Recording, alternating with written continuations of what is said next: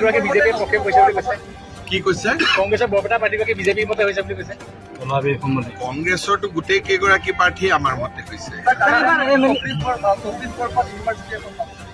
কাৰ্বি আংলঙত 24 চনত আমি এখন ৰাজ্যিক ইউনিভাৰ্চিটি কাৰ্বি আংলঙত আমি আৰম্ভ কৰাৰ কথা ভাবি আছো। ছাৰ, লাহৰীঘাটত কালি ভূপেন বৰাই কৈছে যে নগাঁও সমষ্টিৰ নিৰ্বাচনী প্ৰেক্ষাপটে অসমৰ 14টা লোকসভা সমষ্টিৰ তেওঁ কালি অদ্ভুত কি কথা ক'লে মই নাজানো।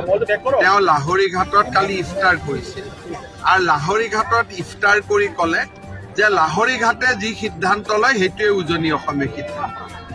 মইতো বুজি নাপালো। মৰিগাঁও বা লাহৰীঘাটত ইফতাৰত লোৱা সিদ্ধান্ত এটা যোৰহাট শিৱসাগৰৰ মানুহে কিয় মানিব? এইটো আপোনালোকে ভূপেন বৰাকে সুধিব। একচুৱেলি ভূপেন বৰাইও কি কৈ থাকে তেওঁৰো কোনো তেওঁ ইফাল সিফাল দুই কুল ৰক্ষা কৰি ক'ব লাগে। গতিকে তেওঁ মাজে মাজে কিবা কিবি কৈ থাকে সেইটোকে, কিন্তু তেওঁ দুই কুল ৰক্ষা কৰি কৈ থাকে আৰু বেছি সময় কংগ্ৰেছৰ ক্ষতি হোৱা কথাটোকে তেওঁ কৈ থাকে। কাৰণ লাহৰীঘাটত ইফতাৰত কোৱা কথা এটা যোৰহাটৰ মানুহে কিয় শুনিব, শিৱসাগৰৰ মানুহে কিয় শুনিব? তেওঁ কৈছে যে আমি য'ত থিয় হৈ আছো বা মধ্য অসমীয়া লোৱা সিদ্ধান্ত এটাই উজনি অসমত শুনিব।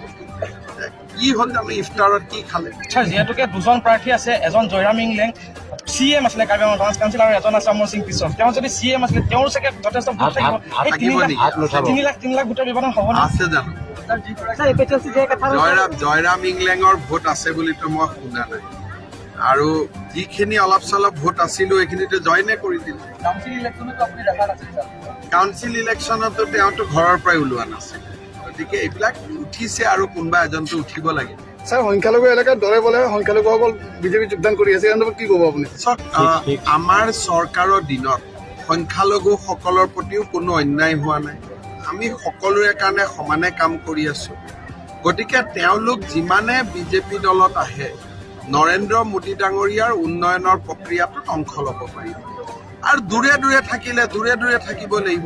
সেইকাৰণে মই ভাবোঁ যে যদি কোনোবাই যোগদান কৰিছে এইটো ভাল কথা। আমিতো সকলোকে বিচাৰোঁ সবকা সাথ সবকা বিশ্বাস।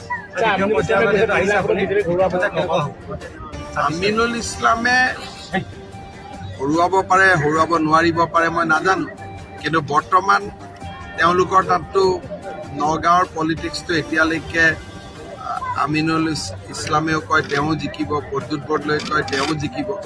কিন্তু আপোনালোকে টিভিত পেপাৰত মানুহৰ লগত কথা পাতিলে দেখিব যে এইবাৰ নগাঁও আসনখন সুৰেশ বৰাই পাব বিজেপিৰ পৰা। নগাঁও মৰিগাঁও অঞ্চলত একমাত্ৰ ইছ্যুটো মাথাউৰিটো চাপি আহিলে চব কাম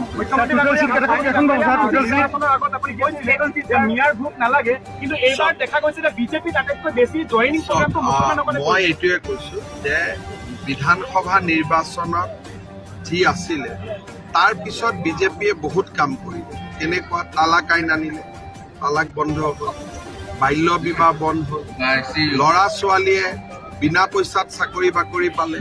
এতিয়া বহুত আপুনি ঘূৰি গৈছে 14ত, তেতিয়াহ'লে আমি ঘূৰি যাব লাগিব 1947 চনত। বহুত কিবা কিবি হৈ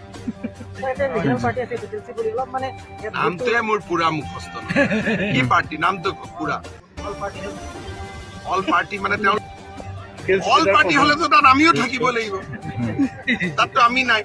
গতিকে নামটোতে কেৰণ আছে, all party hill leaders convention.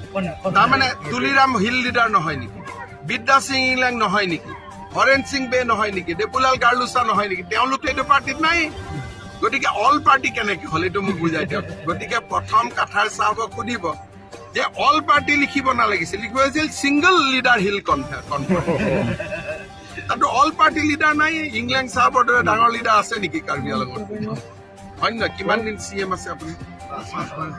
5 বাৰ CM, তেওঁতো নাই। গতিকে এইটো ছিংগল লিডাৰ হিল কনফাৰেন্স। কি বস্তু?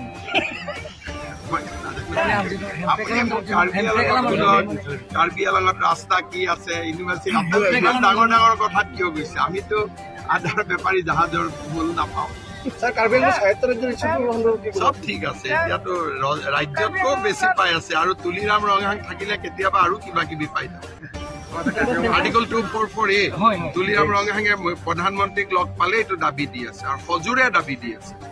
হয় নহয় ৰাষ্ট্ৰপতিকো দিছে প্ৰধানমন্ত্ৰীকো দিছে তুলিয়াম ৰংহাঙে একদম 244 এই দাবী দিয়ে আছে পুৰা আৰু আমিতো আছোঁ এইটো হ'লে ভাল হ'ব নে বেয়া হ'ব কাৰ্বি আংলঙৰ ৰাইজৰ কাৰণে কাৰ্বি আংলঙৰ ৰাইজৰ কাৰণে ভালেই হ'ব ৰাইজে বিচৰা মনৰ দাবী এটা চেন্ট্ৰেল মিনিষ্টাৰ আপোনাৰ নামো আছে কিবা স্পেচিয়েল থাকিব নেকি কাৰ্বি আংলং